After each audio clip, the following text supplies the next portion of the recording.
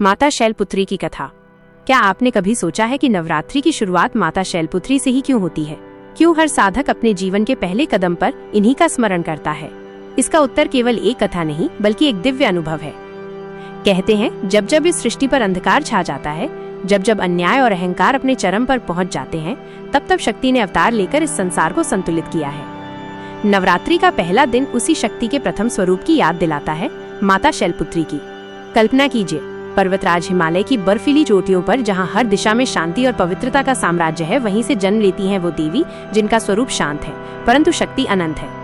एक हाथ में त्रिशूल, दूसरे में कमल और नंदी बैल पर सवार माता शैलपुत्री जब प्रकट होती हैं, तो संपूर्ण ब्रह्मांड उनकी आभा से प्रकाशित हो उठता है। उनका जीवन केवल देवी की कहानी नहीं बल्कि ये संदेश है कि विपरीत परिस्थितियों में भी आत्मसंयम और धैर्य के साथ कैसे आगे बढ़ा जाए। यही कारण है कि नवरात्रि के पहले दिन हर भक्त सबसे पहले माता शैलपुत्री की आराधना करता है, ताकि उसका मन पवित्र हो और पूरी साधना सफल हो। अब आइए सुनते हैं माता शैलपुत्री की वो पावन कथा जो न केवल उनके स्वरूप को प्रकट करती है बल्कि हमें जीवन का गहरा संदेश भी देती है। नवरात्रि के पहले दिन माता शैलपुत्री की पूजा होती है। शैल का अर्थ है पर्वत और पुत्री अर्थात बेटी। इस प्रकार शैलपुत्री का अर्थ हुआ पर्वतराज हिमालय की पुत्री। इन्हें पार्वती और सती के नाम से भी जाना जाता है। ये देवी शक्ति का प्रथम रूप मानी जाती हैं। भक्तों के लिए नवरात्रि का पहला दिन विशेष महत्व रखता है, क्योंकि इस दिन साधक अपने भीतर पवित्रता, श्रद्धा और भक्ति का बीजारोपण करता है।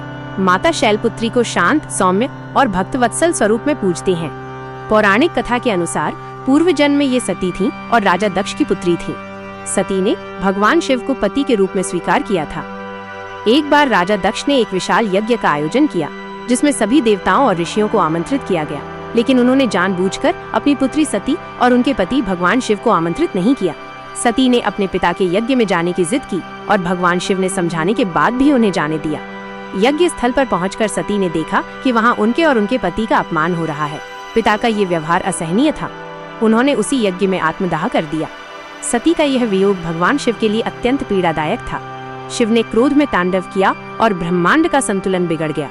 बाद में सती ने पर्वतराज हिमालय के घर जन्म लिया और वे शैलपुत्री कहलाईं। यही माता नवरात्रि के पहले दिन पूजी जाती हैं। माता शैलपुत्री अपने भक्तों को साधना, तपस्या और संयम का संदेश देती हैं। उनके दाएं हाथ में त्रिशूल और बाएं हाथ में कमल होता है। वे नंदी बैल पर विराजमान रहती हैं।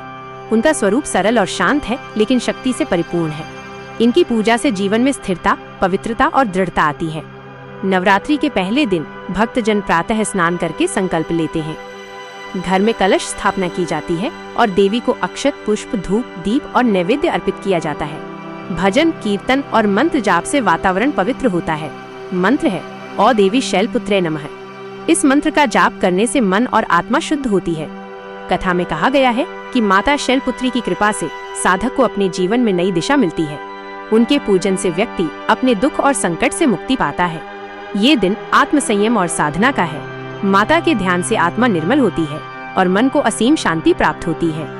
भक्तों के लिए ये दिन बहुत महत्वपूर्ण होता है, क्योंकि ये नवरात्रि की शुरुआत है। जैसे किसी यात्रा का पहला कदम सही और दृढ़ हो तो पूरी यात्रा सफल हो जाती है, वैसे ही नवरात्रि का पहला दिन साधक को पूरे 9 दिनों की शक्ति और ऊर्जा देता है। भक्त जब कथा सुनते हैं तो उन्हें ऐसा अनुभव होना चाहिए जैसे वे माता के चरणों में बैठे हों। उनके सामने माता शैलपुत्री नंदी पर विराजमान हो, हाथ में त्रिशूल और कमल लिए हुए, और उनके मुख पर पवित्र आभा झलक रही हो। जब साधक इस भाव से माता का ध्यान करता है तो उसकी सारी चिंताएं दूर हो जाती हैं। कथा के दौरान कई बार ये भाव आता है कि जीवन में चाहे कितनी भी कठिनाइयां क्यों न हो, अगर मन में विश्वास और स्थिरता है तो हर बाधा पार हो सकती है।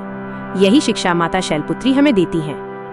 माता शैलपुत्री का पूजन करने से मनुष्य के अंदर धैर्य, शक्ति और संयम उत्पन्न होता है। माता का यह रूप योग साधना में मूलाधार चक्र से जुड़ा माना जाता है।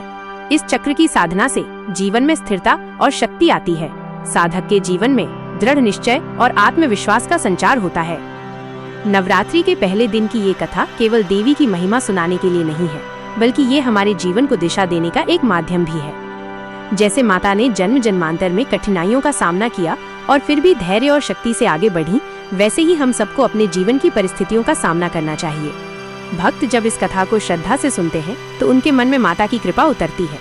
उन्हें लगता है कि माता उनके जीवन में साक्षात उपस्थित है। इस भाव से कथा सुनने और सुनाने पर कथा का प्रभाव कई गुना बढ़ जाता है। इस प्रकार नवरात्रि के पहले दिन माता शैलपुत्री की पूजा और कथा का महत्व अपार है। साधक यदि श्रद्धा और विश्वास से इस दिन माता का स्मरण करता है तो उसका जीवन मंगलमय हो जाता है। माता के चरणों में प्रार्थना करते हुए हम सब यही कहते हैं कि हे माँ शैलपुत्री, हमें शक्ति, धैर्य और भक्ति दो ताकि हम अपने जीवन को सही मार्ग पर चला सकें।